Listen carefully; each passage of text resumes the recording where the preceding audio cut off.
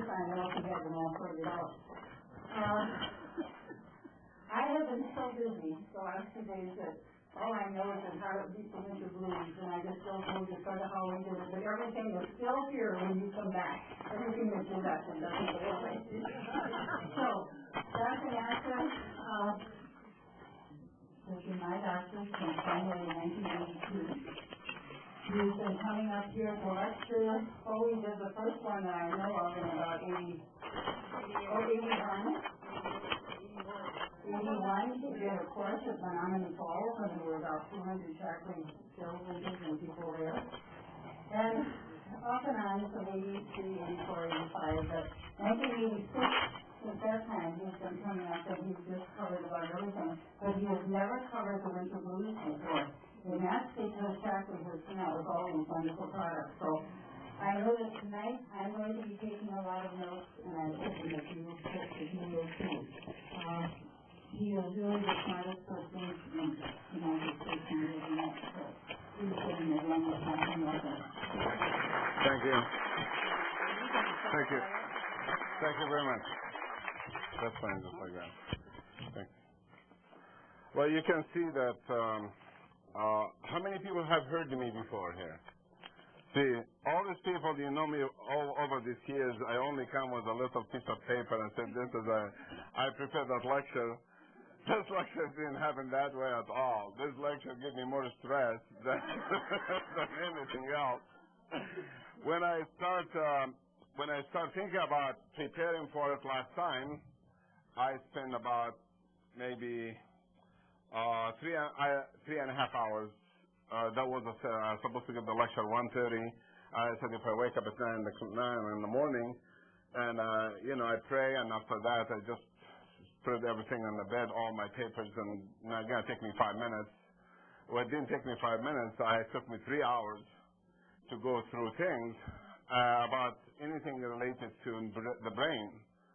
Then we give the lecture to you. I gave the lecture to you. You were here last time. How many people were here last time? Okay, when we talked about the circulation, how important the circulation to the brain. You remember here. So half of the people were not here last time? That's true? Well, raise your hand if you were not here last time. Well, then that makes it more difficult. Because this means I have to combine the both somehow, connect them together, because the whole idea of a lecture is you leave the lecture with the whole thought in your head, hopefully in your head, and you remember it hopefully also, and then you can teach it to somebody else. Then when I give the first lecture, I realize that I have spent about 3.5 hours, and usually the lectures are 1.5 hours, and the people were so polite, they didn't look at the watches, they didn't see any movement in the Women's Club in Kenosha, and I said, gosh, it's getting dark outside or something like that. They said, oh yeah, you've been talking for over 3 hours. I said, oh, I'm sorry about that, you should have stopped me, because this was the same lecture I was going to give here. So I decided to cut it in half. And I did cut it in half, and I gave you the first part. And the second part, I tried to summarize it together. Also, I found out that the second part is also takes many hours to many things the brain does. Basically, I just get my stuff on this side right here, and hopefully I remember to say everything I want to say. Let me see right here. Okay.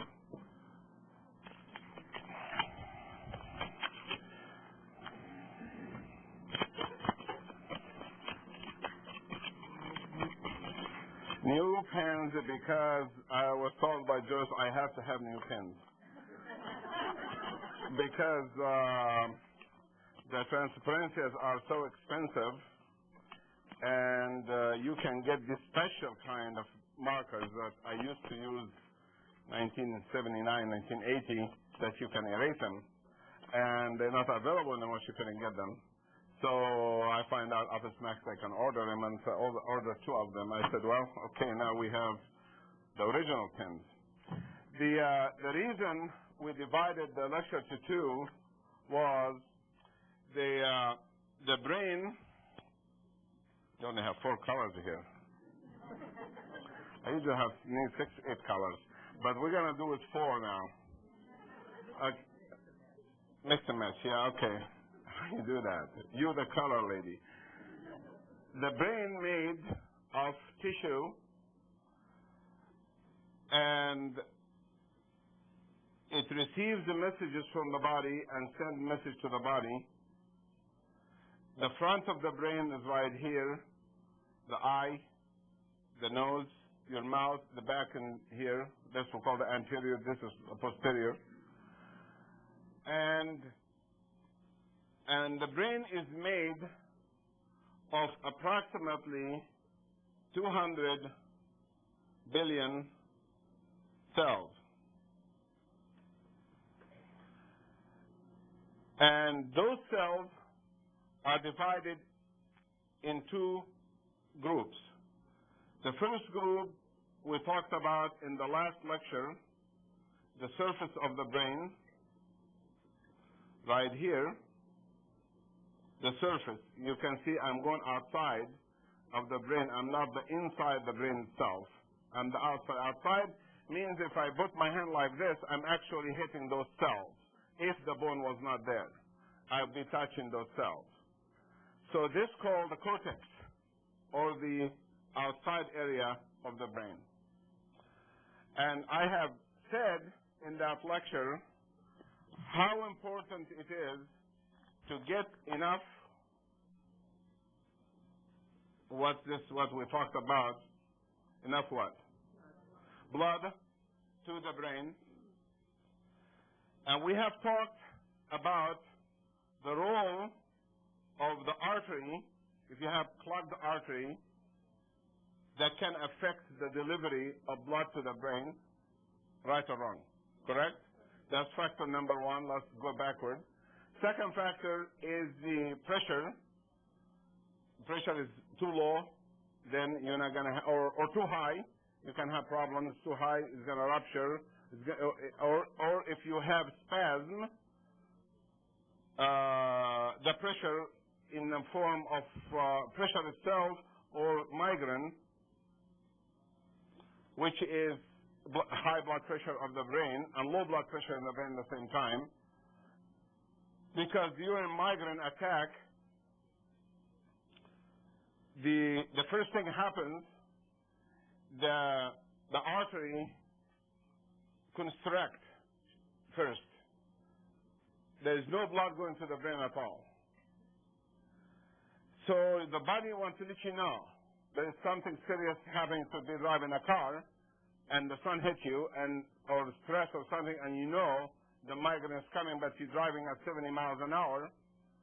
And God made us very well to be, we have alarm system to keep us safe all the time.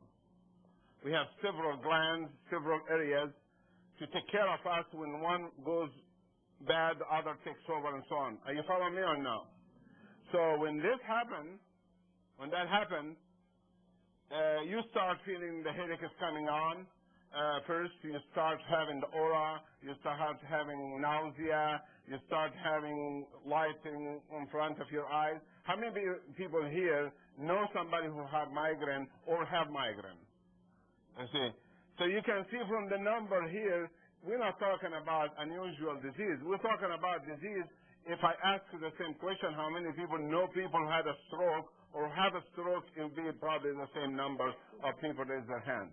So it is a subject about the brain that affects the way you feel, it affects the way you function, it affects that, and we did not cover it in the last lecture.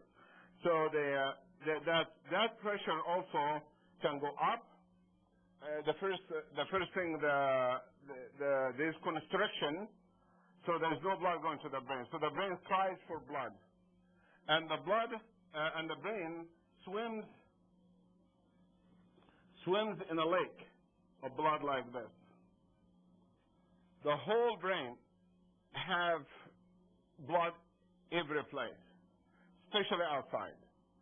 So if you have a Doppler system and you want to listen to the here or here or here or here, like the one used for fetus, you know what I'm talking about, or you will hear nothing but ocean waves. That like as actually waves, like shh, shh, shh, all the time. To the point actually can drive you crazy if you can hear your heart, if you can hear your own circulation when you sleep. Some people do, ringing in the ear, or they hear wishing, or they hear the sound, because they have arteriosclerosis, hardening of the arteries, and the sound transfers so fast to the eighth nerve, and they can hear their own circulation, which is very annoying, actually. But it's like a lake. You know, the whole thing here is like a lake of blood. That lake of blood is protected by two factors. The pressure inside it cannot exceed certain number, and if it does, what will happen? That's right. He said it. Just one artery. Under what pressure? What it means when we say a pressure of 130 over 80, 140 over 80, 120 over 80 over 70? What do you mean by that? 120 pounds per square inch. And you have this boom, suddenly brain aneurysm, rupture in the brain, or this and that.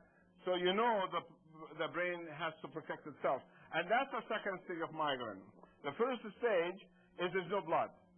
Then the adrenal gland down below, which we're going to be talking about, senses there is no blood going to the brain.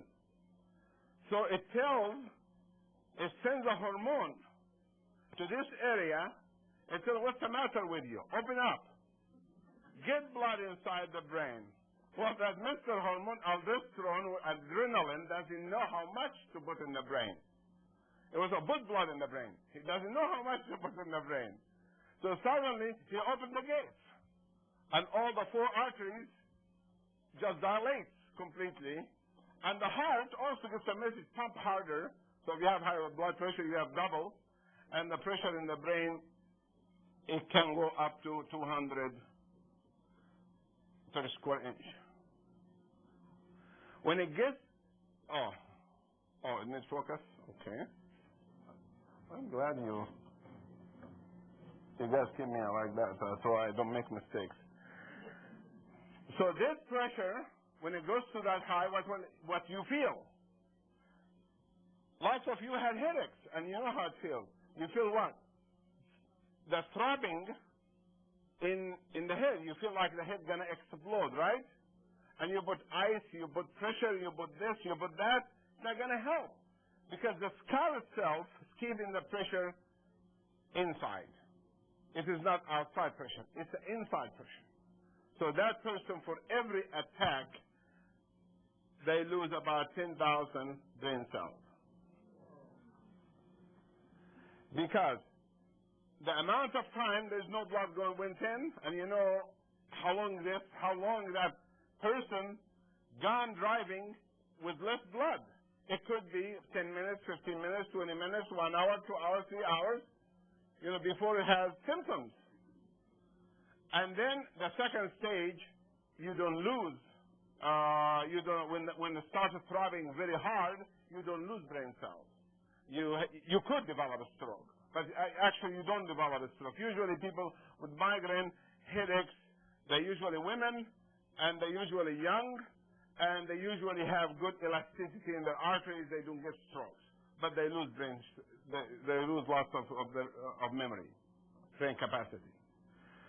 So this is the second part affects the brain. The third part affects the brain is the organ right here called the heart. Does it pump enough blood to the brain or not? This is we're going backward. The last lecture we started from the bone, went to the brain. I'm going backward so we can connect the two lectures together so you can follow. Actually, most of the people here last time probably forgot half of what I said anyway. So it's not a bad idea to repeat it. As a matter of fact, I tell you the truth, when I listen to the lecture, sometimes I listen to my own lecture in my car, and I don't remember I said that stuff. And I'm so proud that I even remember it. Seriously. I was looking before the lecture to a piece of paper. I was looking to a piece of paper right here. That is the first lecture I gave in the United States since I've been in this kind of first lecture I ever gave. And then I saw it when I was looking through. Well, of course, when you need something, you can find it. But anyway, that piece of paper reminded me by lecture I have given about 27 years ago, and I still have the same note. Here it is. No, it is similar to that. It is what's next to that. This was the address of the people I was going to give the lecture to, and that was actually that time. Anyway, you just have to believe me. It is here someplace. It's so repeating things. We're going to be talking about. It's not a bad idea to do that because nobody remembers everything. It's good to go over it again. We talked about the heart, that I find out that 90% of the people, when they get over the age of 50, their cardiac function, it has something wrong with it. Either blocked artery or electricity of the heart is not right, or the muscle is weak, or the valve doesn't close properly, or the sac that around the heart has viruses, viral infection in it that affects the contractibility of the heart. And the heart is made of all of these organs, and it needs to have the proper fluid around it. It needs a muscle right here so it can contract, so it can push the blood forward. It needs the valves that open and close, and also it needs the nerves that goes through that stimulate the heart. And when we check the heart, we check the circulation to the heart, we check the muscle, we check the fluid, we check the valve, we check the electricity. We find out that any of them can kill the person. Any problem in any of these things can make the heart weaker and weaker and weaker to the point that the brain will not get enough circulation. The heart is supposed to pump blood to the brain. How many times per minute? Let's say 80 times per minute. 80 times, and each time about 80 cc's, 80 ml, or about, let's say, 2.5 ounces or 3 ounces of blood will be pumped every second. 3 ounces every second go into the brain. And the brain has to pump the whole blood system every 3 minutes. That are the 6 liters, or gallon and a half. They have to be pumped every 3 minutes. It has to recirculate. The brain gets its share of that. It gets lots of blood. And if that blood goes to the brain, has to go under pressure. And if the pressure is weak, if the heart is weak, the pressure doesn't get to the top of the brain. And when you stand, have you ever stand up and you feel lightheaded when you stand suddenly? The reason behind that is because the blood is not getting to the top of the brain. It's still in the legs. Maybe because you have varicose veins. Maybe because you have too much blood pooling down. Maybe the heart is too weak. Maybe the blood pressure is too low. Maybe you're dehydrated. Whatever the cause, the body lets you know that you better sit down. Okay? Don't get up. Just sit down. And if you don't, you're going to fall down. Because you see people try to stand, oops, they are on the floor. And the funny thing is, when you go down, you never hurt yourself. Have you ever seen somebody passing out? You've seen some people. Have you ever seen any of them hurt themselves? Never. So even during syncope, you're not supposed to hurt yourself if you have, unless you're on a plane or something. But if during syncope, the body is aware you're fainting, and it takes you down slowly. Actually, you're falling, but you're not falling like a rock. You don't hit. And some people might get hurt if you fall on a nail or something. So the heart is a problem we talked about in the last lecture. The heart gets blood. That's not problem number 4. Gets blood. And that blood, we said we need blood to the brain, has in it 2 things. Has red blood cells and has in it nutrients and has hormones. 1, 2, 3. In the very end, we're going to change pages soon now. The red blood cell, because it carries what? The oxygen to the brain tissue. Eventually, this is going to go here and give oxygen. The nutrients, such as protein, very important as a neurotransmitter to the brain. Carbohydrate, sugar, glucose, is the main fuel to the brain. When you know when you have low blood sugar, hypoglycemia, you've seen diabetic reaction, right? If you have overreaction of diabetes, what do? Just to grab something sweet, right? And drink it right away. Because if you don't, you're going to pass out. There's more people die from hypoglycemia than hyperglycemia, low blood sugar. Because when the blood sugar drops, you could have any accident, you can have lots of problems. So nutrients are important. Also, one of the nutrients the brain likes is fat. Certain types of fat, oil. That's also used for neurotransmitter. Number 3, maybe I should just make a cell and then show you because I don't think I remember any of that. The cell of the brain requires the RBC to carry what? The oxygen. It needs the nutrients that's coming from the bowels, that we ate them. We didn't eat oxygen. We ate the others. That is the protein, the carbohydrate, the fat, the vitamins, the water, and minerals. And it needs also the hormones to allow things to enter, like insulin will allow the sugar to enter the brain cells. So, hormones are important in body function. If we don't have the right red blood cell, or the right protein, the right carbohydrate, the right fat, the right vitamins, the right water, the minerals, and the hormones, the brain cell will suffer. And when it suffers long enough, it will develop symptoms, and the symptoms can lead to what we call what? Alzheimer's. I was trying to summarize some of the symptoms that you will have if you have brain problem, and I find there are actually this many pages of symptoms. So I decided not to get involved in that severe problem because I'm gonna worry on myself about it. So I decided to summarize the stuff that it doesn't apply to me. Okay. I don't want to feel. Yeah, some of them I said, gosh, I have that.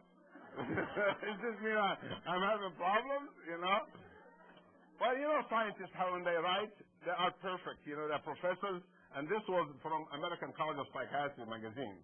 So the person's writing is crazy himself.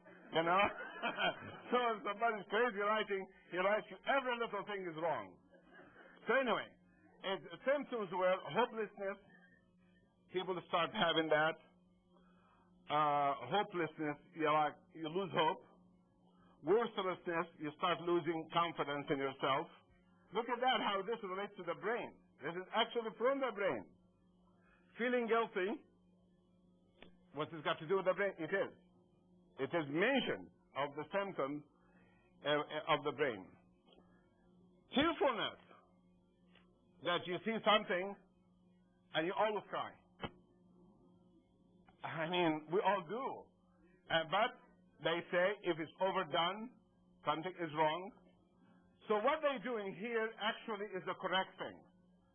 They take any symptom, assuming the worst, something going wrong with the brain, and be sure it isn't, not taking it that there's nothing wrong, and then leave it until the person develops a problem later on. It is normal to cry.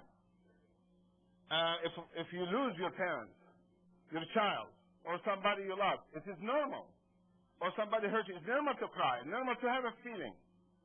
But that feeling, the body says, the brain here says, you only have the right for that feeling for only 6 months. That's what the brain say to the body. You can have a feeling, you can cry for 6 months, you can do anything you want to do because you're upset or you hate somebody or you want to kill somebody or whatever feeling that you have in you, you're allowed to have for 6 months. After 6 months, if you have a brain, a normal brain, you should solve the problem and figure a solution to it so you don't live in that all your life. Are you following me? Because life continues and there is more problem coming later on. So the brain have a capacity, have the temporal lobe right here, this lobe right here, and have this green cell right here stores the memory in it.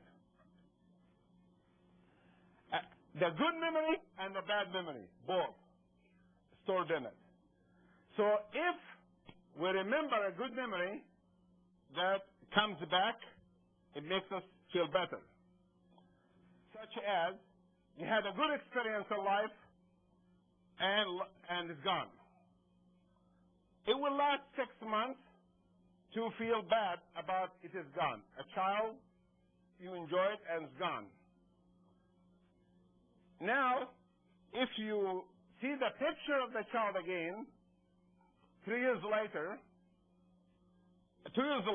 you don't remember.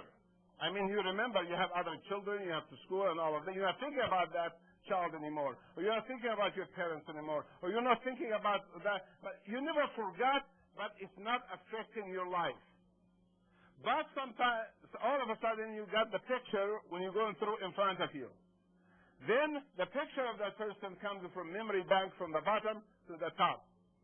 Then becomes a recent memory in the eye. Then you start crying again, and you require another 6 months to put it back in the bank again. Because once in the top, you're not going to shove it back easy again. It's going to stay there for a while until it goes down again. You follow me? This is why we say, if it is a bad memory, don't bring it to the surface. If it's a good memory, like you smell roses, certain smell you like, keep smelling the same roses. Keep having the same good time, you know. But if it is a bad time or bad thing, don't bring it back. If you have a friend who's negative, keep bringing you all the bad memories, all the bad things, get rid of them. If you have a friend who's telling you, oh, remember, you know, God gave us all this beauty in life and we have a good time. We thank God for this. We appreciate life. We appreciate, look at the positive thing. That's the kind of people we need around. You follow me or no? Not the guy like some of the psychiatrists say, you know, you go to him for just feeling sad or something happened, then he goes through your life. How's your dad treated you? How did your mom treated you? How did your grandmother treated you? And have they ever slapped you?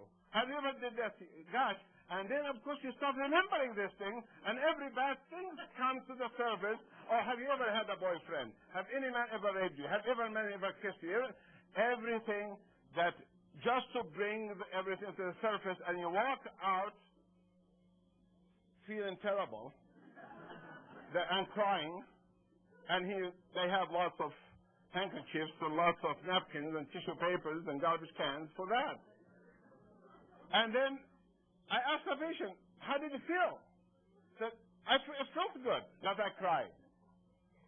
Do you know why people feel good when they cry? That's temporary, by the way. You know why we feel good when we cry? That's a temporary followed by disaster.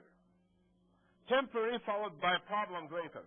Because during the stress time, the adrenal gland secreting tremendous amount of what? Adrenaline.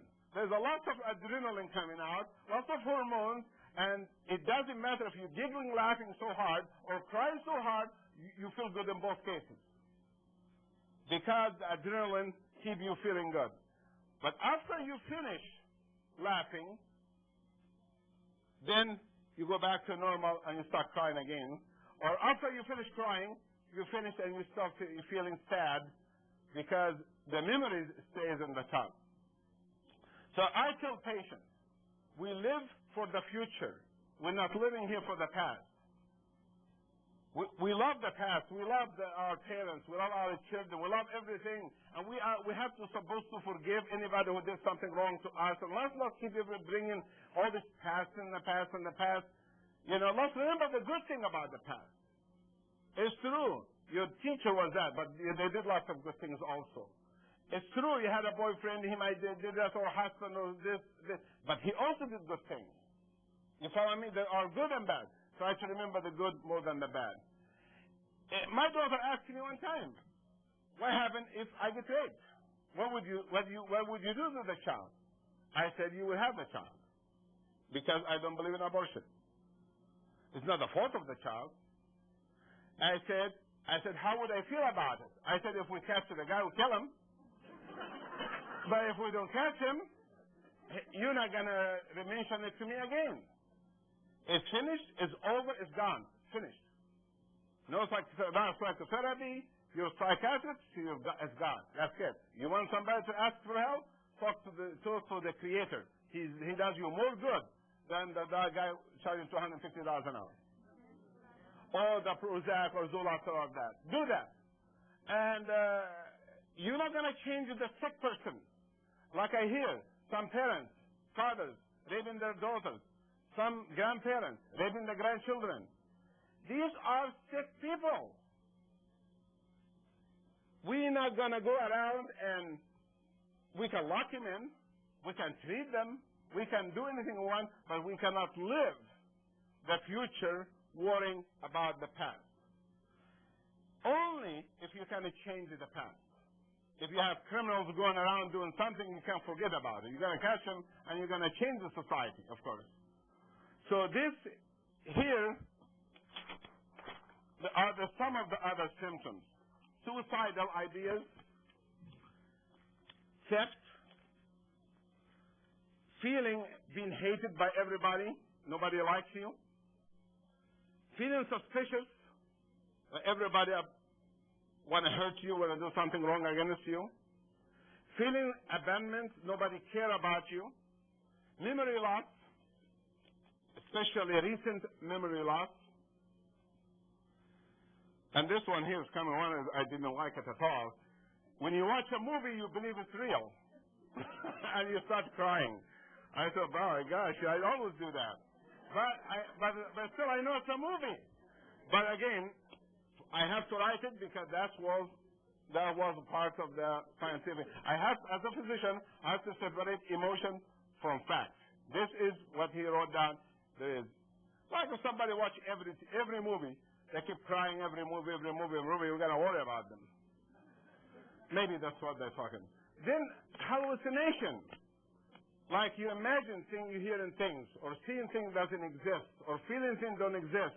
There's no such thing called super power that you see something I don't see. Or you hear something I don't hear.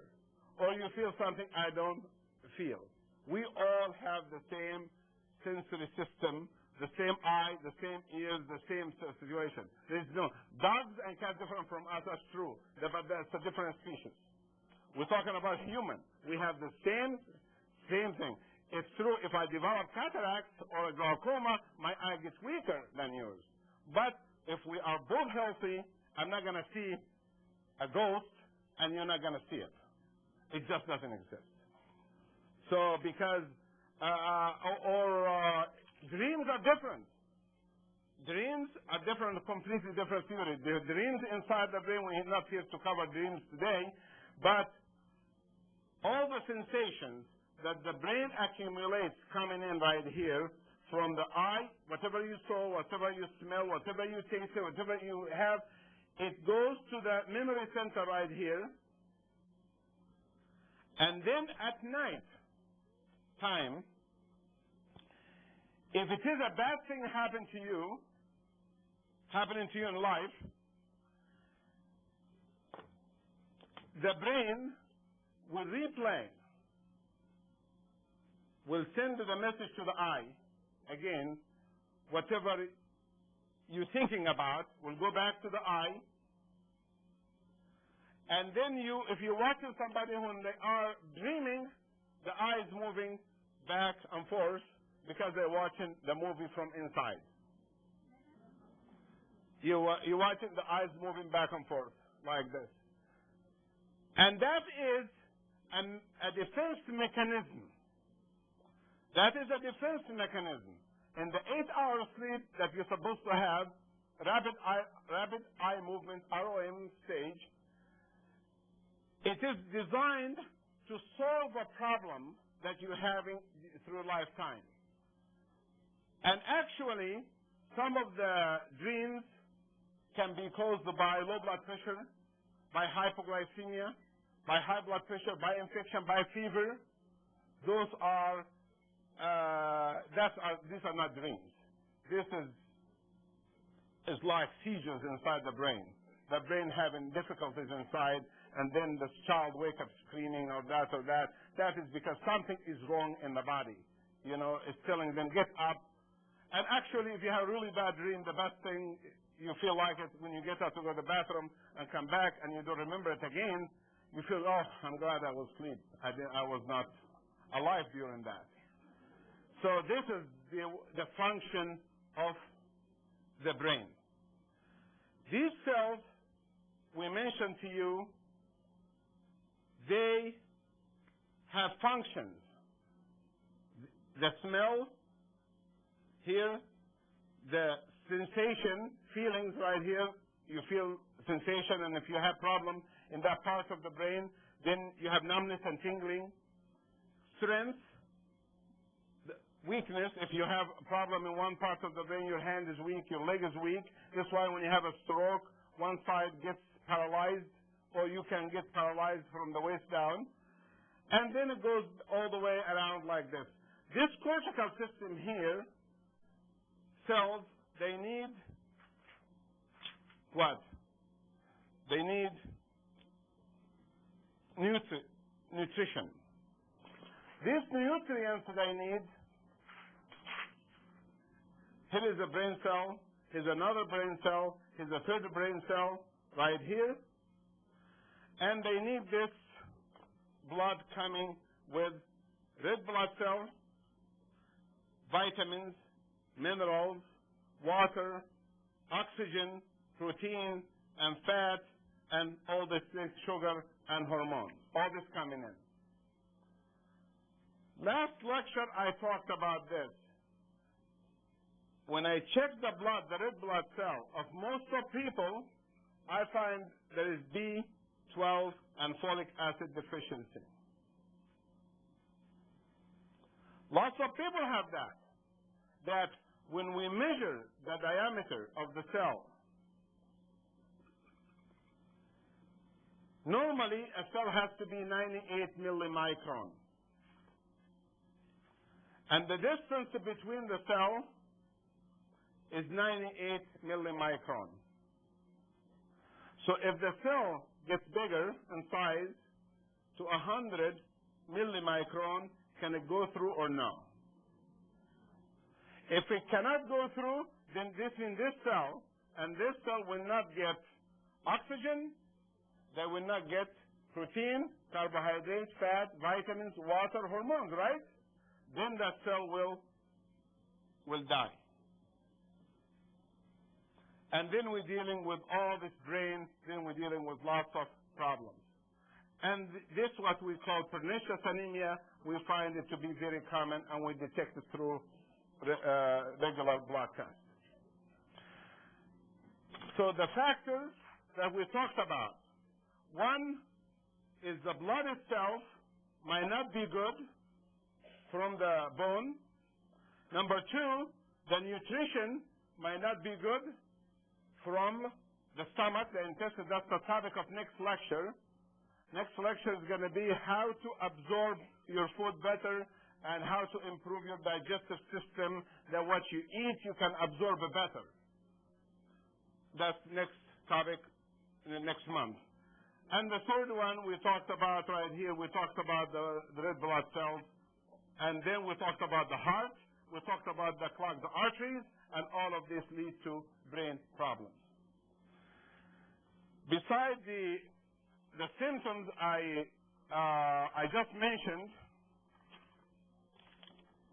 there are other symptoms such as agitation, physical agitation. The patient is impatient. The person is impatient. Is stressful. Fights all the time. Bite. Some of them start biting when people, they bite actually. If you, nursing home, they do that. Wandering. You watch, they go from back and forth, walk back and forth through the room. I want to alarm you about, not about you having the symptoms, about hopefully somebody else having the symptom, what to do. I don't want you to have the symptom. You're supposed to be the doctor at home now. So you're going to watch all of this. Cursing and screaming and using abusive languages, sign of a bad brain functions. You can say it's society related, but also society teaches you good and bad, and you're supposed to take the good and leave the bad. Not everything you're going to see. You see John Wayne in the movies, and every time he sees somebody he doesn't like, he hits him. And our kids grow up, and every time they see somebody, they hit them. It doesn't mean that's normal growth in the society. It's poor movies or poor taste on the screen. That's what it is. Or Rambo mentality, like you don't like another nation, just go with with kill everybody, human. Imagine that we human will pay so much money to see a movie of a human killing a human, where if somebody make a movie like somebody have Rambo killing cats and dogs, you will have demonstration in the street. Which one is more important to us? To see children being killed and human being killed or animal being. Both are wrong, correct? But why we cheer for one with our species and be against the other one, which is wrong, but we slaughter them and eat them if we're hungry, but we don't slaughter and eat a human being when we're hungry. Because human beings, when they were created from Adam time until now, have the seed of love inside to each other. You cannot take it out. Even if they hate each other, they still love each other. That cannot be taken out of human heart. Even if you hate your neighbor so bad, if you hate your Germans or French, or you hate blacks, or you hate Chinese, or you hate Japanese, or you hate African, or anything, any race you hate, if you're driving in the street and you see that same person being hit by a car, your routine mechanism takes over. You stop, take him, help him, stop. That's true or not? Even criminals that kill people, when they see somebody's not dead yet, they go and put the band-aids and they help him so he doesn't die. This is the nature of human being. So these are the factors that affect the function of the brain. Now, the brain has another part. It's called the second part of the brain. The second part of the brain called the middle brain. The middle of the brain, right here, we call them the limbic system. The middle of the brain, the outside of the brain, when it goes bad, the outside, you will develop shaky hands, imbalance, dizziness, Alzheimer, poor sensation, stuff like that. The middle of the brain here is responsible for the very fine things we do. Is responsible for the heart to work, is responsible for feelings, is responsible for the hormones, for the pleasure of life. Among the middle of the brain, there are two glands. One is one gland called the pituitary gland. The pituitary gland secretes hormones. The pituitary gland are two little things the same size of a bean. Like two large beans, fava beans. Have you seen fava bean, the large bean? Okay, the largest bean you ever seen. Now, just imagine that. And that sits behind the eye, just behind the nose, this area right here, about 1 inch deep. And that gland controls all the life goes on inside the body. This gland here is the human body made of bones, made of the heart, made of the lung, made of the liver, the digestive system, the kidneys. All these organs, they have a function. They all function. The brain, the pituitary gland right here, control all of that. How does it do that? I will remove this guy from here, and then I drew another picture of another one. This is how it works. The pituitary gland, it sends nerves, comes out of it, and those wires, each one goes to a specific gland in the body. This one here will go to the thyroid gland and will give it a message. The message is, this is thyroid stimulating hormone, TSH.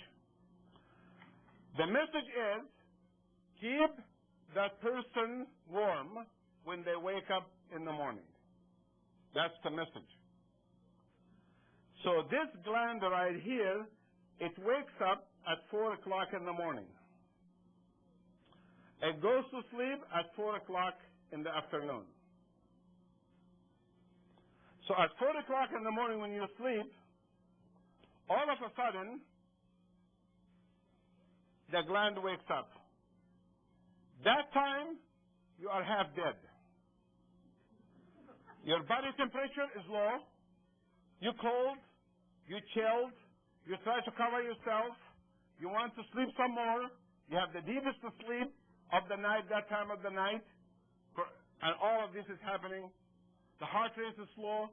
The brain is dreaming whatever it's doing. And all of a sudden, the thyroid gland gets a message, wake up. Secrete thyroid hormone. In the neck, the gland looks like this and starts secreting the thyroid hormone, which comes like fire, match, through the whole body. Every cell in the body starts producing heat. Are you following me? And the temperature starts going up from 97. You know your skin is cold when you sleep. Your temperature goes down, right or wrong? Unless you have a hormonal problem, you're hot at night. But actually, you're supposed to be cold at 4 o'clock in the morning and covered. But if you have no cover over you at all, and then you're hot, then there is something wrong in your hormonal system. You have hot flashes or something is going on. But this gland will secrete that thyroid hormone. The hormone starts working. The temperature by 5 o'clock, 6 o'clock, 7 o'clock rises to 98.5, 98.9, 98.3. It depends on the person. If you sleep more, you're going to get too hot. You start throwing the covers out because you can't stand and start sweating, actually. And you haven't done anything, right or wrong. That is the mother gland. And the heart rate starts going up, and you start having energy, and the whole gland system, thyroid gland starts working, the parathyroid gland starts working, then the pancreas starts working, the stomach gland starts working, the adrenal starts working, the ovary starts working. It should work at night. If you sleep at night so you can get pregnant. So, no, it works in the daytime. So, even sexual hormones work in the daytime, not at nighttime.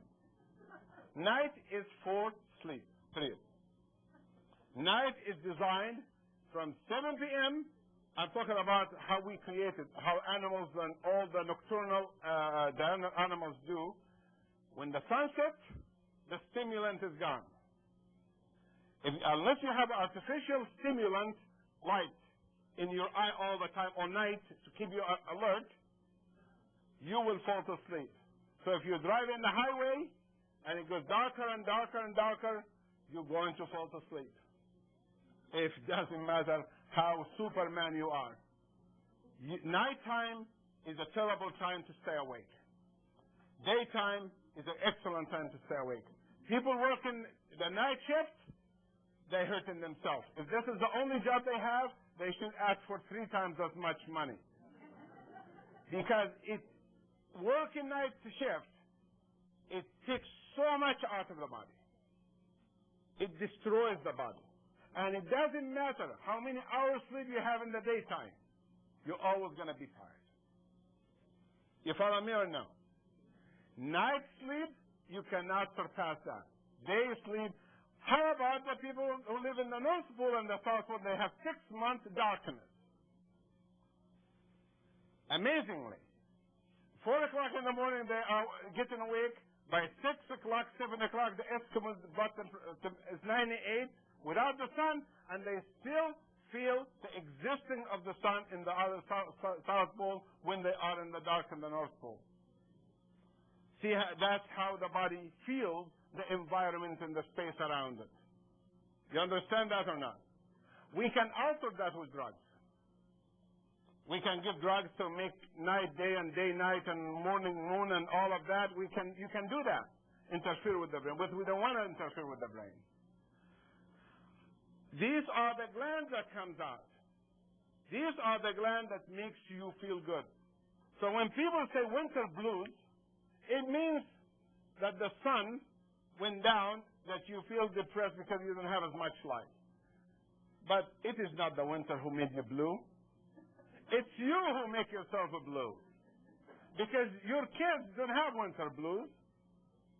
They actually have more energy in the winter than the summer. So you cannot blame things on the winter.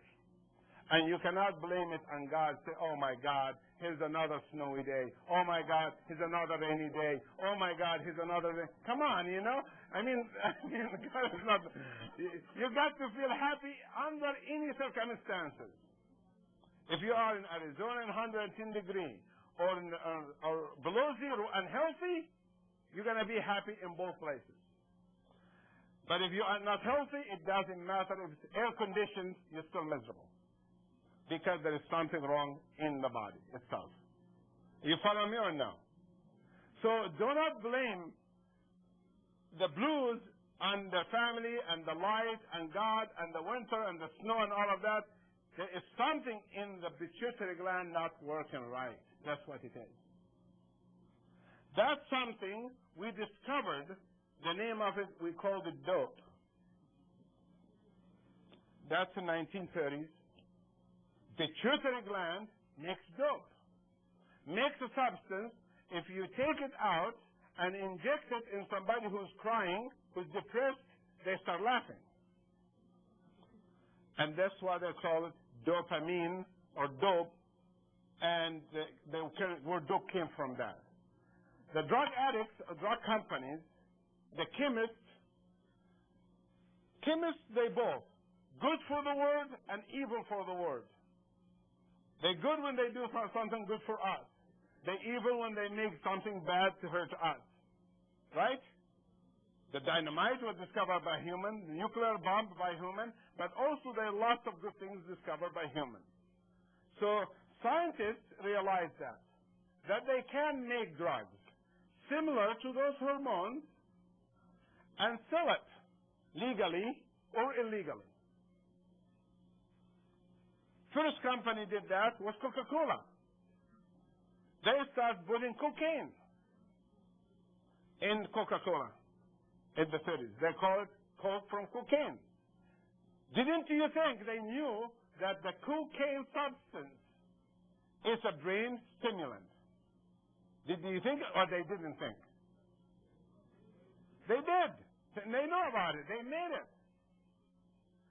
And the brothers who were making cigarettes, they discovered another drug that made in nature. God made these drugs. Listen, God made all these drugs for purpose. God made these drugs, the cocaine, for purpose. Imagine if I can do surgery on you without lidocaine, xylocaine. You know, it has a purpose to numb the skin so we can cut without pain, but not to drink it as a Coke. And the same, their brothers, they start making cigarettes and putting nicotine in it. And cocaine, C-O-C-A-I-N-E, and nicotine, N-I-C-O-T-A-I-N-E, they are neurotransmitters, dopamine. Dopamine, A-M-I-N-E. It's a neurotransmitter. So all neurotransmitters, they make us feel good. If you want somebody to do anything, just give him the drug, the neurotransmitter you want him. Heroin is a neurotransmitter. Nicotine is cocaine. But those became illegal drugs. Then comes the legal group, the alcohol, which is a neurodepressant. It depresses the brain so you can go to sleep. And many other groups similar. The drugs exist like that. And coffee and tea, also a bunch of these groups. So this gland here secretes dope. We call those hormones. And those hormones go to a specific gland to do a specific function. The one that goes to the... Now we're going to be talking about... Before we leave the brain, I just want to go back to explain something that's from the last lecture. Last lecture, I told you about if you have large red blood cells, that's a deficiency of B12 or folic acid, and you're not going to have enough circulation. As a matter of fact, you might have blood. What are these? Blood clots in the brain, actually. And the people who have this kind of cells will also have less circulation in their hands and feet and heart and body, and they have cold hands, cold feet, and all of this. It's not just the brain. There as a doctors, we discover there are drugs we can give, like Trental, for example, and nitroglycerin. We can give. They do have side effects. The biggest side effect of them is the price. That's number one side effect. The Trental will give you enough circulation to your brain and your legs at the cost of about $300,000 to $400,000 a month. Who knows the side effects of it? We don't know.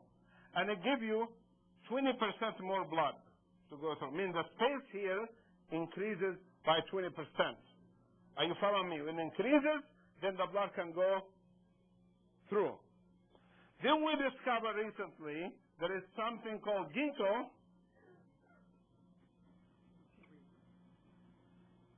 And the ginkgo is a tree that exists on this earth for the last 4 million years. And the tree itself lives 1,000 years.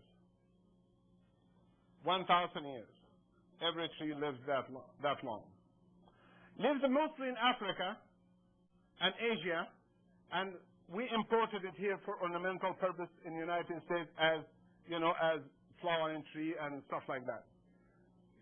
Then we discovered there is something in the tree, in the bark of the tree, natural, that give you 30%, not 20%, more blood to your brain, more blood to your legs, to your hands, to your liver. That's called the ginkgo extract. Shaklee Company came out with that product. I knew this product since I was working on my PhD. That's the subject I was working on, products like that. How come in my lecture I did not recommend people to take ginkgo all these years? Because the first thing a doctor has to consider, whenever he recommends a product, it has to be safe.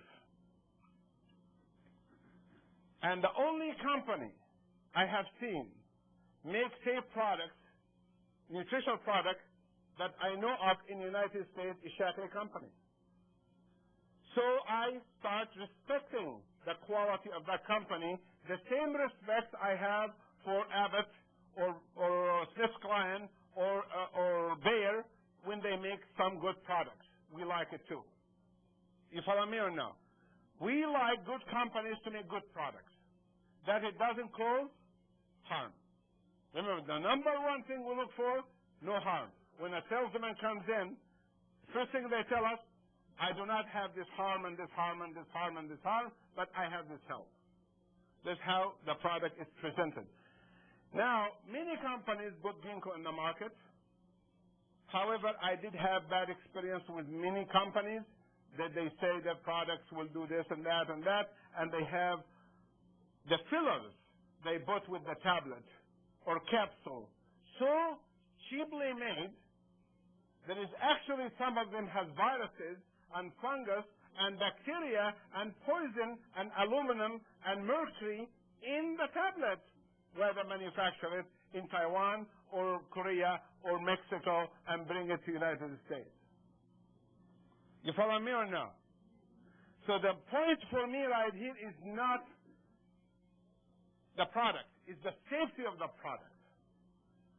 This is why when they say we have something called Nasr, that you're supposed to have product from Mexico and product from Canada and stuff like that. If I know that the product was made in Canada or Mexico, I will not buy it. If I have the right. Because in this country here, I can tell the quality we have. But I don't know what the quality they have over there. They have no control. We have no control over them. And this will destroy us. Having products made for us in another country, Shaklee making their product here and Ireland, in two countries, England and here only, but other companies make their product in Taiwan and Mexico, and they will make you a whole bottle of vitamins for 89 cents. I seen it in Los Angeles Times last week, an ad for a large bottle of ginkgo that is supposed to cost $26 if it's good quality as a chemist, 89 cents for sale. Do you think I will cut that ad and go to Thrifty, they changed the name now to another store, and go and buy it? You think I will do that to my kids, my grandchildren? I said, the first thing I cut it, I said, don't buy this product. But they know that already. They will not buy this kind of thing. But how many people here, when they see some nutrition thing for sale, they rush and buy it? The juice on sale expired. The bread on sale, this on sale. You've got to look for the quality of the product, what it does good to you, because it could be on sale because it's spoiled. It could be on sale because it's harmful. One time we had a product, not ginkgo, but another vitamin product, vitamin supplement. And that vitamin supplement, that person, I was telling him, I would like you to stop taking what you're taking, and I'm going to recommend you find yourself somebody who sells Shaklee vitamins and buy from him. I don't sell the product. And he said, why? This is natural. I said, cocaine is also natural. And cyanide is natural. So natural doesn't mean kerosene is natural, gasoline is natural. So tell me, natural, what does it mean, natural? You're telling me. So natural to us means something that's good for us is natural. Something that's bad for us is natural, is bad for us. Then we were taking an X-ray, and I saw something in the stomach that radioactive. So the camera, when I was taking a picture of the liver, telling me there is some radioactive substance in his stomach. Bunch of bills, radiation, have radiation. Then I told them, bring me your food supplement, your vitamin bottle. We put the bottle in front of the camera. It was radioactive vitamins. We notified the FDA, all of this stuff, and they go to the store and took it off the shelf and all of that. They say it's from Mexico someplace. They don't know where it came from. Who knows? So, ginkgo is good. Is there any difference between the ginkgo in the tree and the ginkgo shakli have in their products? No. It's the same ginkgo in the tree. The same one is in the capsule. Are you following me or no? The process itself, how to make it, it one makes a difference. So the ginkgo in this company and this company and this company, they all the same. There's no one different from the other. They all have the same quality ginkgo. Shakli or no shakli? You follow me or no? But for me, because I'm taking something, it can kill me, or it can hurt my body, or can damage my brain, I fear that point, that you might be giving me something poison.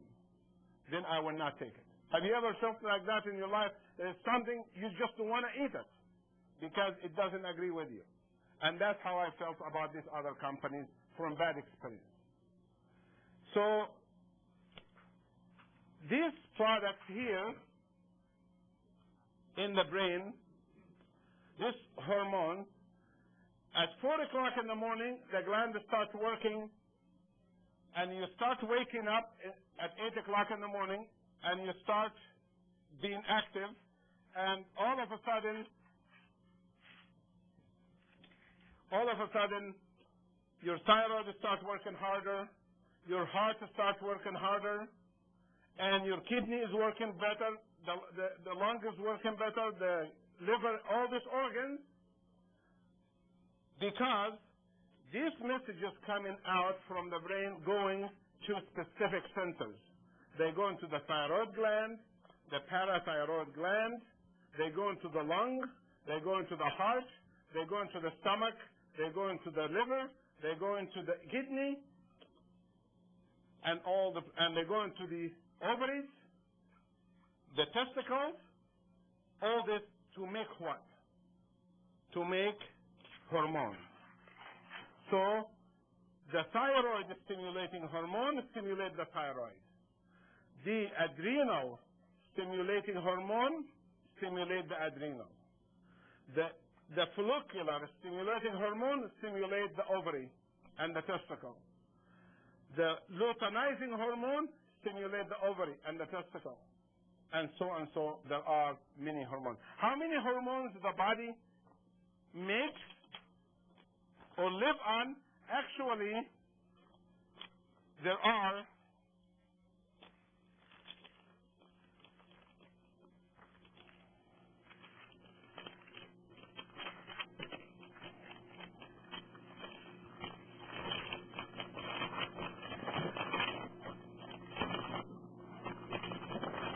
I find it just be patient. Okay, maybe it's right here. Yeah, it is right here. There are lots of hormones the body makes, and you think, when you think about hormone, you think about thyroid, parathyroid, pancreas, insulin, ovary, estrogen, progesterone, testosterone, adrenal. That's the hormone you think of, right? Most of us. If we look through these are just chapter 10 of endocrinology book. I have copy of the summary of that. There is over I have identified the body makes that without it we cannot live happily and function properly. And all these hormones come from basic things that those glands, they need vitamins and oxygen and protein and all of the stuff we talked about, plus good brain, good pituitary gland right here that is working, not going to sleep. The pituitary gland, again, secretes growth hormone. We talked about that makes us grow and make us live longer. And we have been trying to research that hormone nowadays to try to see which plants have more of that hormone than others. Vitamins actually help us to make that hormone. But eventually, we will find that hormone in one of the food supplements that, and Shaklee, once they know about that, they will make it right away. Growth hormone only available right now from synthetic source for cadavers, for babies who have no pituitary glands, and the federal government have it under control by them only. I cannot use it. If I want to buy it, I cannot use it because only for children without pituitary glands. But there are the thyroid hormone, I told you gland, ACTH stimulates the adrenal gland, prolactin hormone stimulates milk production, and also it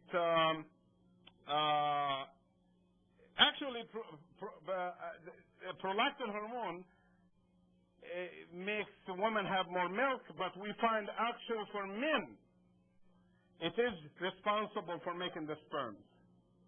So it's the same. Female hormone works on male and female both.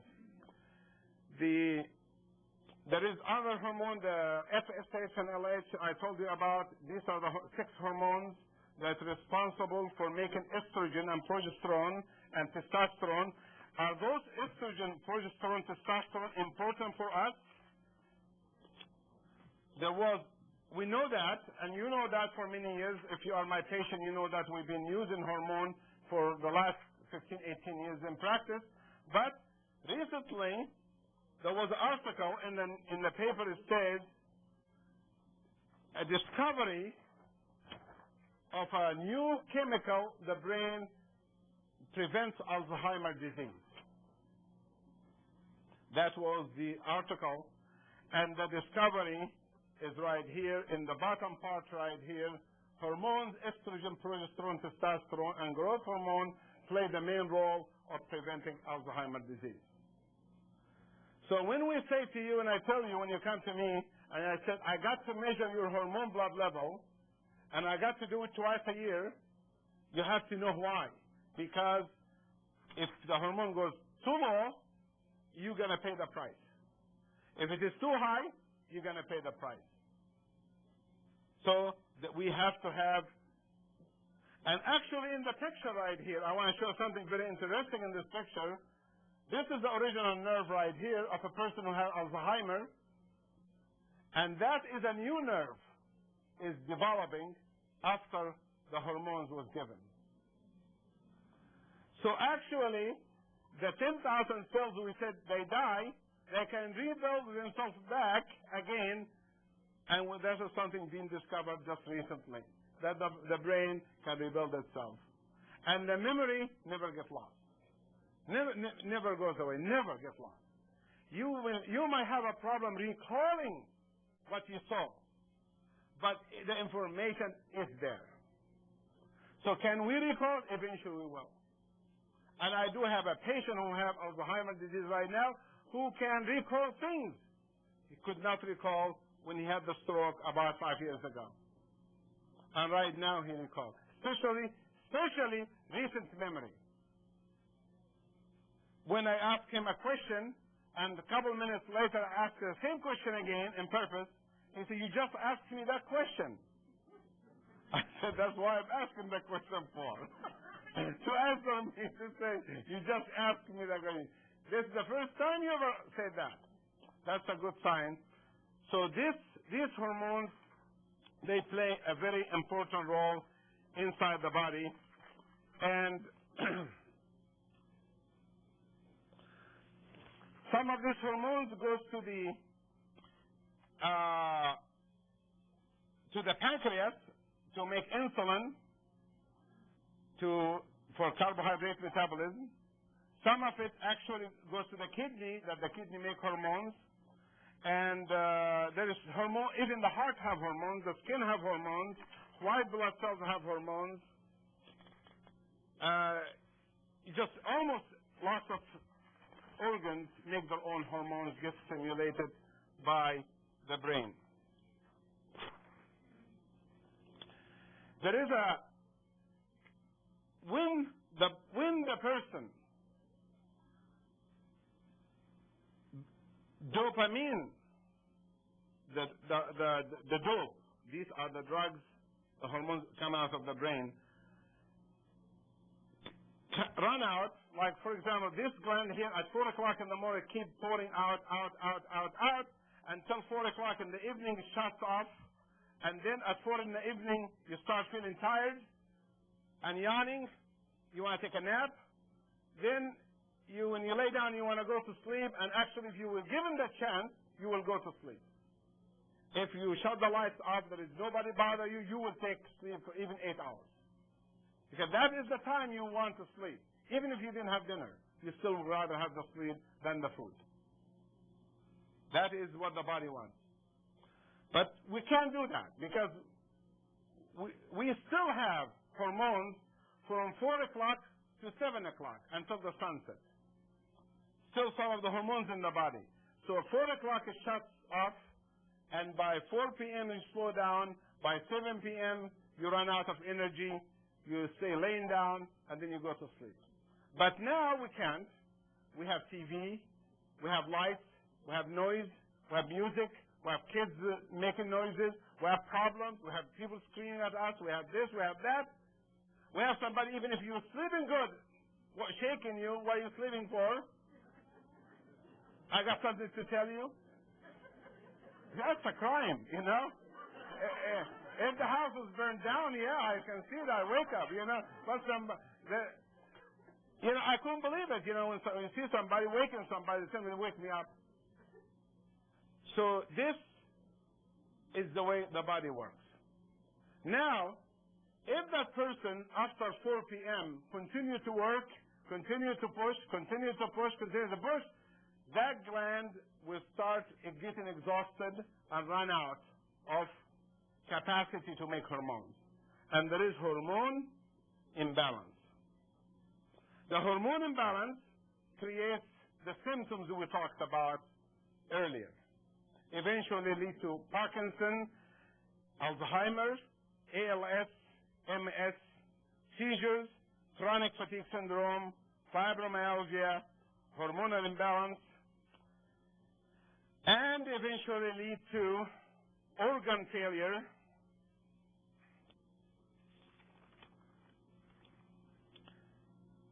and not only because the stress can cause that, drugs and viruses and heavy metals, pollution in the air, allergen, stuff in the water and food can make things also worse for that person. Now, there is a way we can help this person who starts getting depressed. We can give them antidepressant. It's a drug. And those drugs cost lots of money, like Paxil, like Zoloft, amitriptyline, all of those cost lots of money. Some of them are natural, some of them synthetic. And the newest one of the group is Clarity that Shackley came out with, called St. John's wort. What is St. John's wort exactly?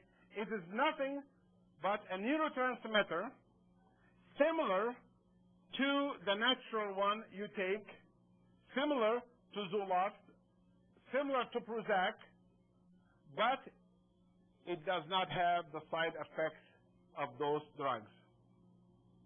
And it works. But sometimes it doesn't solve every problem. If you're not depressed, you might not need it.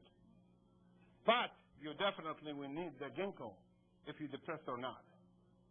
Because 90% of people over the age of 20 have circulation problems in the brain. But not 90% people over the age of 20 are depressed. You follow me or no?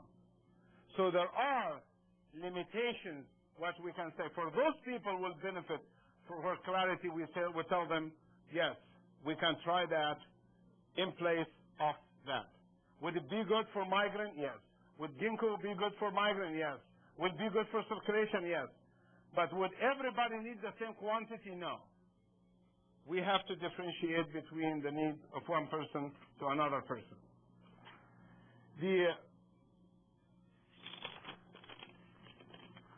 Let me see if I have more important things to talk about before we close the lecture. As you can see, I'm skipping through lots of information. Actually, all of them are important to talk about. But in the future, believe me, lots of this information I have here, I will give it to you again in other lectures in a different way. But there is no time to talk about everything right now. Clarity, that is a product made by Shaklee Company that it does help.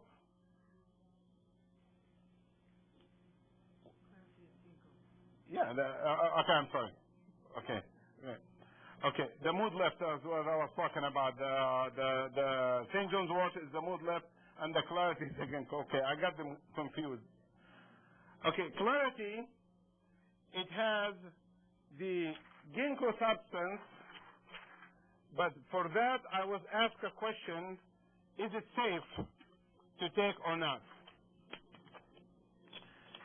And I have brought with me the information about that from botanical book.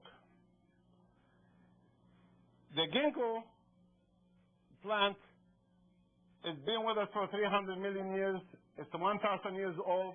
And right here, I want you to read the side effect. It is relatively safe and free of side effect. You could read it? Okay, I read it for you right now, and that's okay. That is the first product. The mood lift is the product that has St. John's wort in it, and that is the product that that works as a neurotransmitter also in the brain for depression. The third product we want to talk about is the soy palmetto, the GLA, and actually EPA, because I added that to the topic of the lecture because it is also important hormone. Men have a gland called prostate. And the prostate gland sits right here in the end of the bladder, like that. And the urine flow comes out like this. That's for men. When men get older with age, the amount of hormone, testosterone, goes down. The gland swells and gets bigger. When it gets bigger, it shuts the urine flow. So the man who used to go to the bathroom all at once with lots of urine force no longer have that and start dribbling or start having less power to push the urine out and has to go to the bathroom 2-3 times at night. If a man have that, has to worry that his prostate is enlarged. Prostate can get enlarged from cancer or benign. means no cancer. Once your prostate is enlarged, we have to have blood tests to measure cancer blood level in the prostate. There are two blood tests, the PSA and the PAP. Both has to be done. Now, once we know that there's no cancer with the blood test, the Sopalmeto, the oil, the supplement, which you gather in your Shaklee product, the Sopalmeto have in it anti-inflammatory, similar to aspirin product, that help to shrink the prostate down. You can say, well, I could just take aspirin. No, it has another thing. It has anti-cancer hormone. It has a hormone in it that helps to prevent prostate from developing cancer of the prostate. This Sopalmeto, it works, and I'm sure lots of men here are taking it and know that it works. Right? Some of you taken it. Now, my patients who have enlarged prostate have two choices. One, have surgery and they get impotency from that, or take drugs such as Hytrin, which it can cause problem with the blood pressure, or Pruscar, which is another drug that costs about $150 a month, and lowers the blood pressure also. It has side effects. Or take the Sopalmeto, which works fine. So we know, can the person who takes Sopalmeto also have better hormones? I think so. We don't know what other things Sopalmeto have. As a matter of fact, in my vitamin sheet, I recommend women to take some Sopalmeto, because we discovered recently that women, that recently means 10 years ago, that women need male hormones also. That it is the male hormone in women, testosterone, and the female hormone, progesterone, are the two hormones make her happy and cheerful and feel good about herself. Progesterone, and if it is low, you get PMS. You know that with the period. And the testosterone is the hormone responsible for making more muscles and less fat in the blood, in the body. But also, it is the only hormone, testosterone, responsible for fertilization and pregnancy. Because it is the testosterone allows the sperm to enter to the egg that she has, not the husband give it to her. It's her own testosterone is the one allows the uterus to contract, to suck the sperms inside. Contraction is a sucking mechanism, sucks the stuff inside, and that's what causes pregnancy and that is very important to male and female functions. Testosterone for men, we know it is the one responsible of maintaining this muscle to be erected, and this is why a woman needs testosterone about 18 milligrams, and if she have less than that, she will have sexual problem with her husband, she will have problem conceiving, and she will gain weight easy. And for a man, how much do I see women have? Women between the age of 25 to 50, they have about 40 of testosterone, and when they get older than that, it gets down to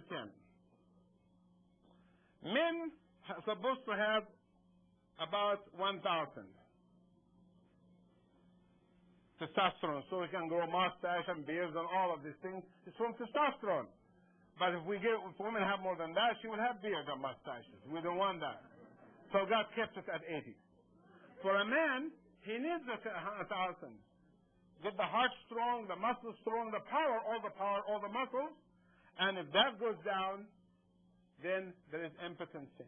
When we analyze the men, we find them they have about 200 or 100, sometimes 0 testosterone. So what we have done, we gave estrogen and progesterone to women natural, and we gave testosterone to men natural, and we gave the soap method to the men and the women, and waited to see the results. After 6 months, the results are great. Women say, I'm feeling better. Men say, I'm feeling better. Then we have success. But how did we succeed? By giving the soap method, but we have to analyze the hormone blood level of the testosterone. Women have 2 glands, not one, connect to the uterus, called the ovaries. Those glands secrete also estrogen and progesterone. And they have adrenal gland over the kidney secretes testosterone. So testosterone is not secreted by their ovaries. It is secreted by their adrenal gland.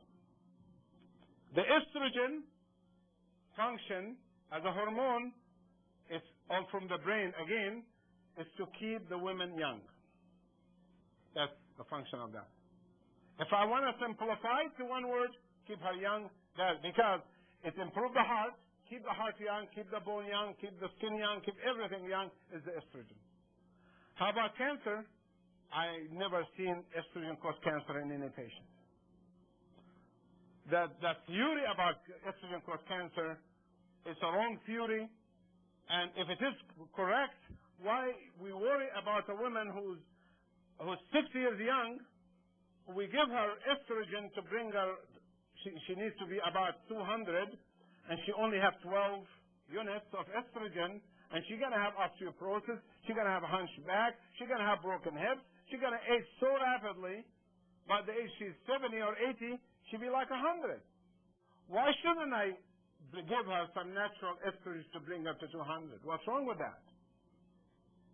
Her normal estrogen level God gave her is 400 when she was young. So are these young girls at the age of 17, 18 with 400 estrogen, or do they all have cancer of the breast? So somebody made a mistake. Either the scientist made a mistake or God made a mistake, because he gave too much estrogen to the girls and they didn't have cancer. So we have to blame us that we don't know what we're doing. Same thing with testosterone. They said, man, if he gets too much testosterone, he will have cancer in his prostate. I never seen a man over 400, 500. And he needs 1,000. Even when we give him testosterone, they don't go over 500. How about when he was a teenager and he was making 1,000? Did we see cancer in his prostate in those teenager boys? We did not. Then we cannot blame the hormones for everything. These hormones comes out of the ovary when they go down. They can affect the body, and the GLA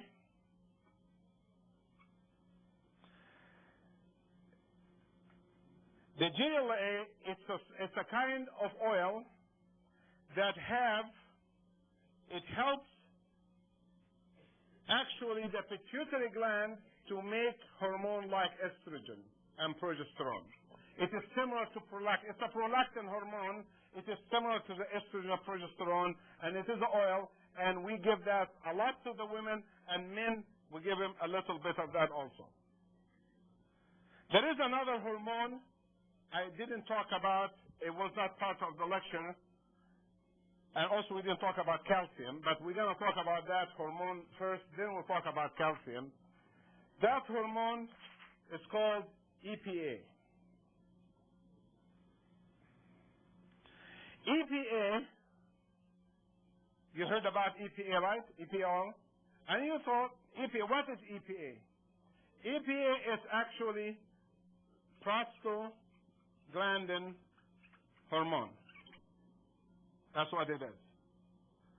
The main ingredient in EPA makes prostaglandin. A prostaglandin is the substance that makes interferon in the body, that makes the gamma globulin that protects the body against cancer. What this got to do with that? Because EPA was discovered first in the prostate in men, we called it prostaglandin, made for men. But later on we discovered that that EPA is a hormone that helps the hormonal system of men and women, and the amount you should take of that is a minimal amount. Between 1 to 3 a day is enough. And in clarity, clarity is again between 1 to 3 is a safe quantity. The mood lift, St. John's wort, is lots of people have complained in the beginning about the taste, and when it came out, and I took it and I took a bunch of it and I tasted it, I ate it as a powder and tasted it and see but I know what's in it, and I find it has cinnamon, and I like cinnamon, so I used it in tea, and there was no problem. But I heard the psyllium was taken out of it, which makes it difficult to dissolve, and mood lift is between 1 to 3. Would you give mood lift to children? Probably not. Tablespoons. Yeah, tablespoons of tablespoons. 1 to 3 tablespoons. The clarity by the capsule, and then the others by the capsule or the tablet. Saw palmetto for men who have large prostate. They wake up at night. You have to work your dose yourself. You can start with 2, increase to 4, increase to 6. See how much your prostate is going to need. And I don't think you're going to need to take more than 6. But you got to be sure of that cancer first. You cannot just go ahead and take it because you're going to the bathroom or without being sure there's not cancer. That's not very smart. About women what?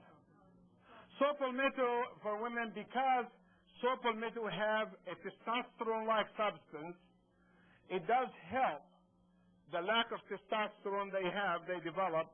When I put it in my chart, some women say, why me? Why us take saw palmetto? We're not men.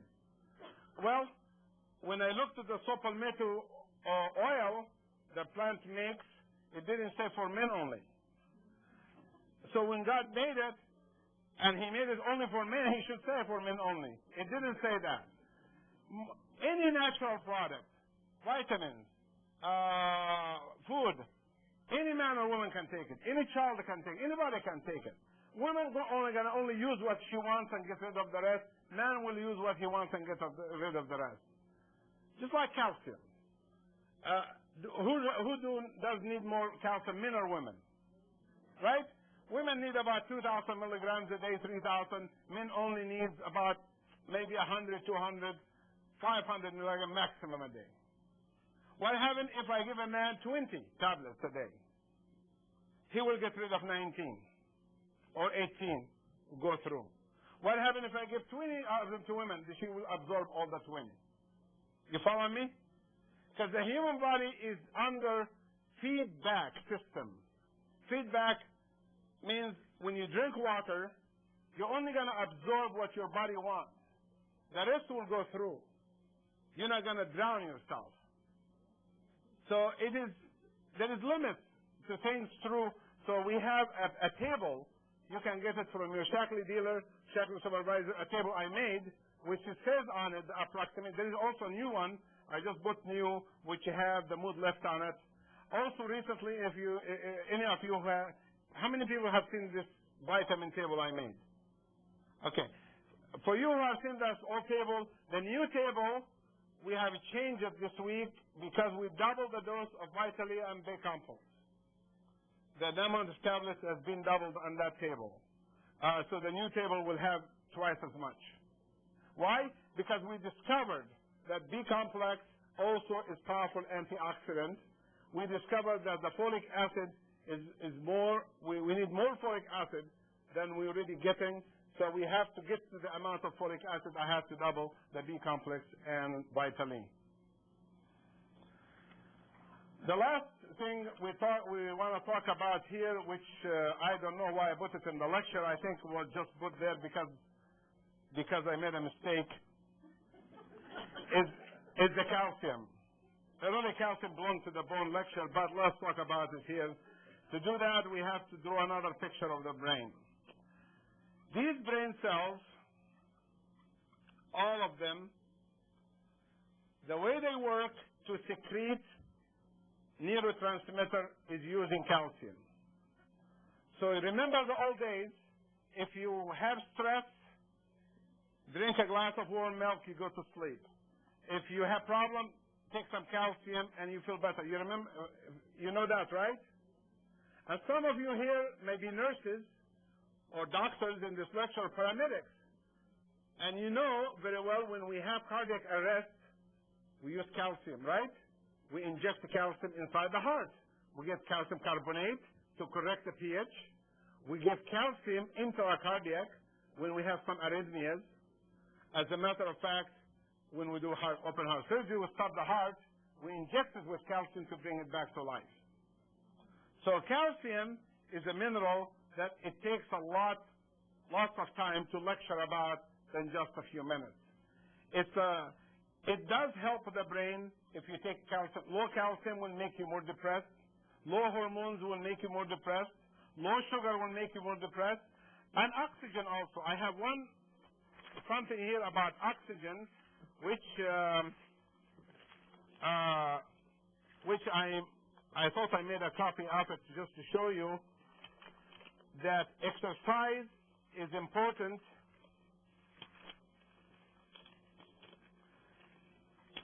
But anyway, I don't know where it is.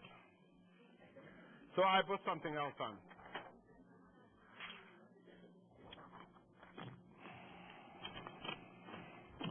One of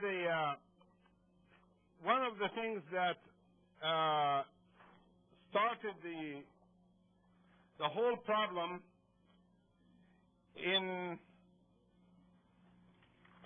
for us as a human being, all the diseases we've been talking about last year, and we talked about DTX, we talked about osteokinetic, we talked about the brain circulation, we talked about the hormones, we're going to be talking about the stomach, we're going to be talking about other organs. They all go back to one basic thing. The damage to the DNA and RNA of the cell is the one causes disease.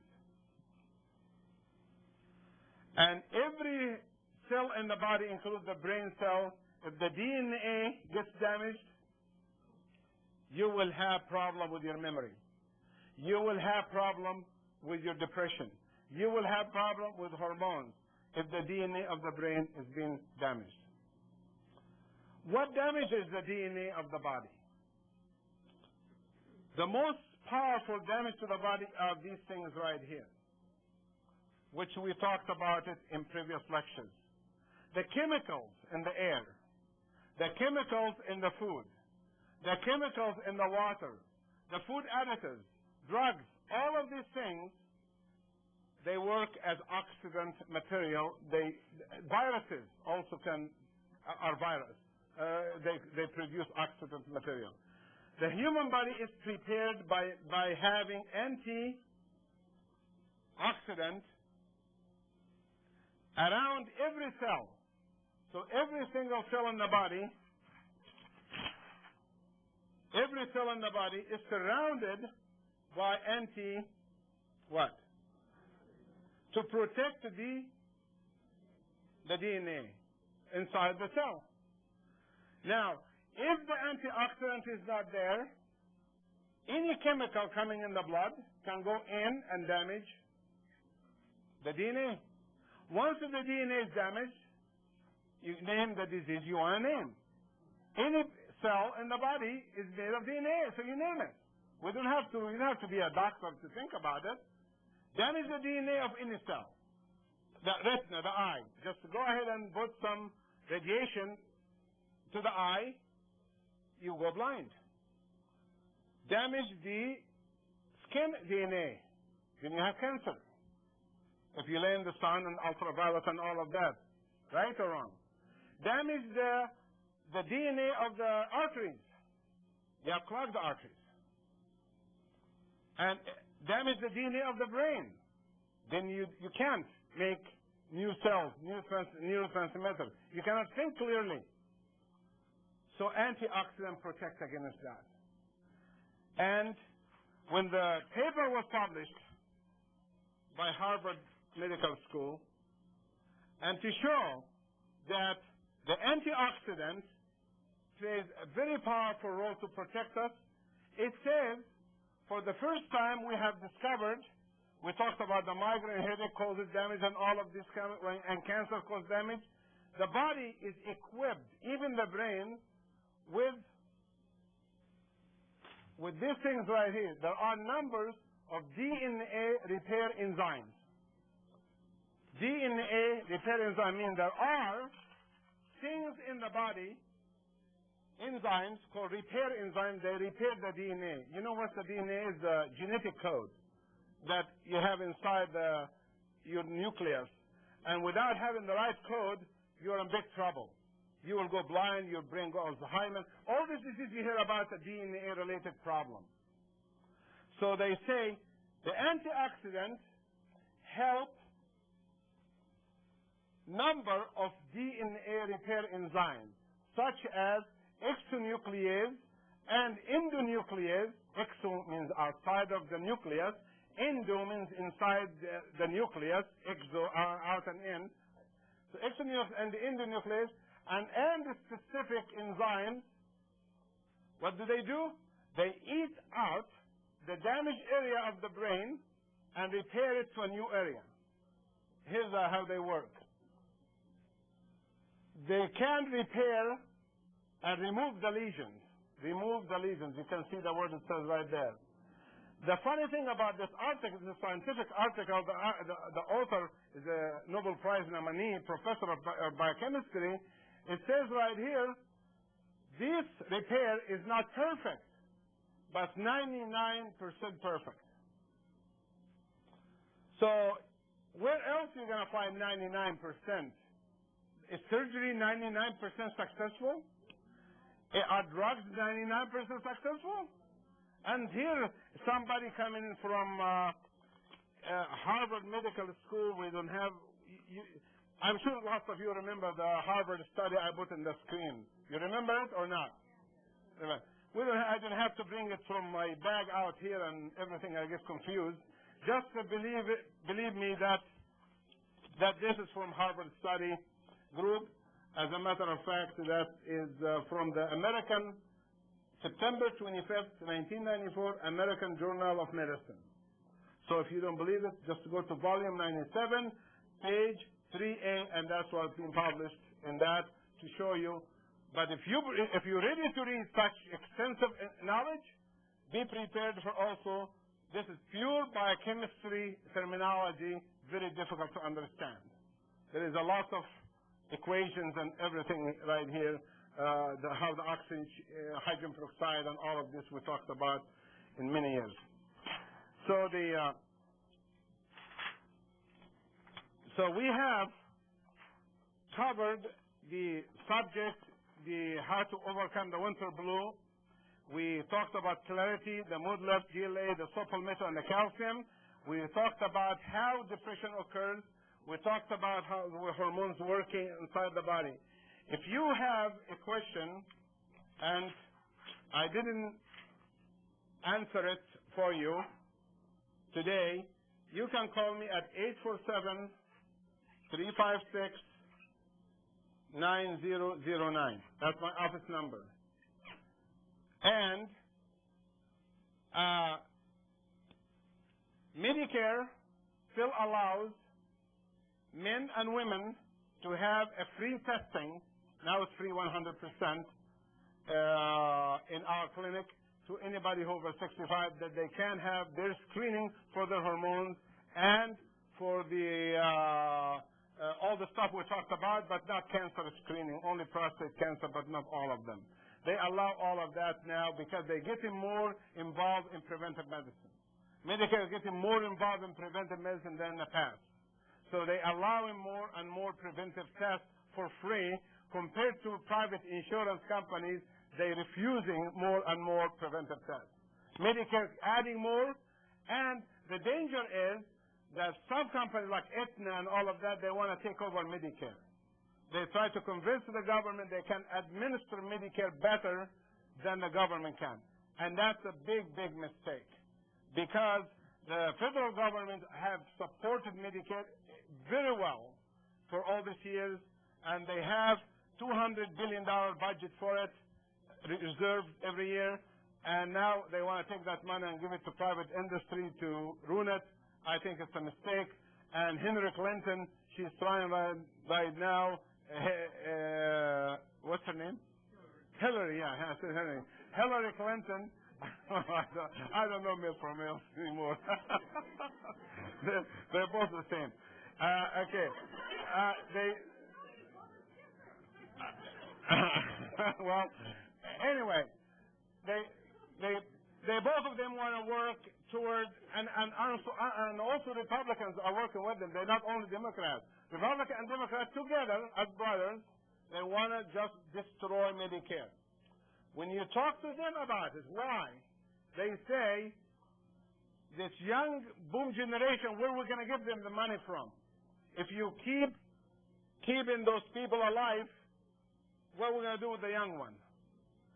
You know, that's the worst discussion I ever hear in medicine. We learn in medicine that you're supposed to keep people alive and make the quality better. But right now, so far, they have not passed a law that to cancel. The new Medicare law will be that you will have to pay 30% yourself from every bill.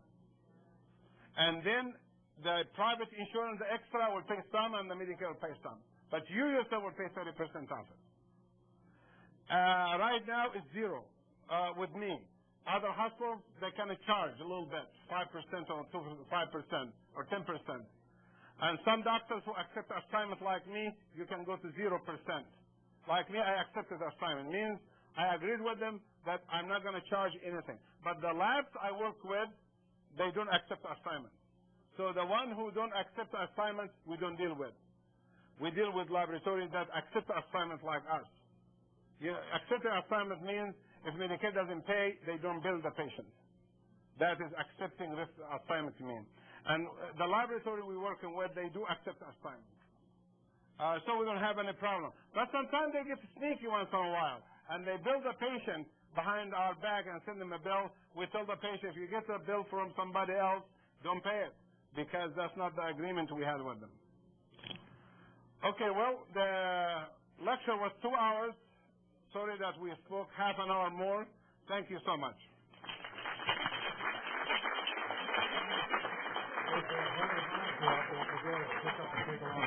Okay. Before you run off, I have a couple of announcements. One is Dr. Nasr's next lecture right here in this room is going to be on Tuesday, May 12th at 7 o'clock.